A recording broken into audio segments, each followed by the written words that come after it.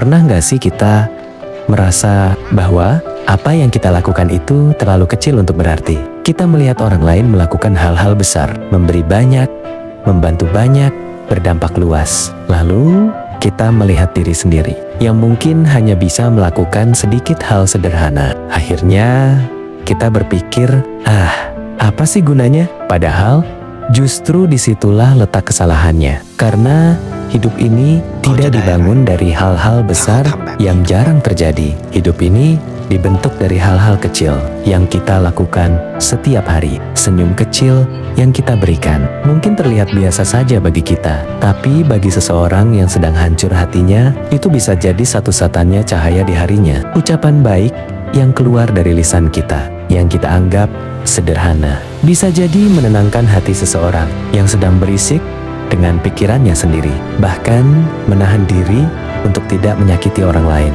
Itu pun sudah sebuah kebaikan yang luar biasa. Kita sering lupa bahwa dampak besar itu tidak selalu datang dari langkah besar.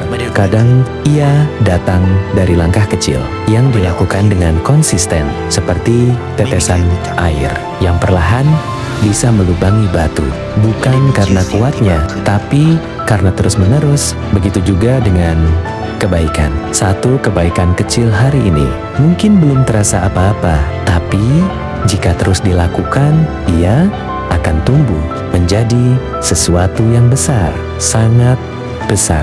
Mungkin kita tidak langsung melihat hasilnya, mungkin tidak ada yang memuji, mungkin tidak ada yang menyadari, tapi percayalah, tidak ada satupun kebaikan yang benar-benar sia-sia. Semua tercatat, semua bernilai, semua punya dampak. Bahkan kebaikan kecil yang kita lakukan hari ini bisa jadi menjadi alasan datangnya kebaikan lain dalam hidup kita. Karena kebaikan itu punya cara untuk kembali. Jadi jangan tunggu jadi hebat dulu untuk berbuat baik. Jangan tunggu punya banyak dulu untuk memberi.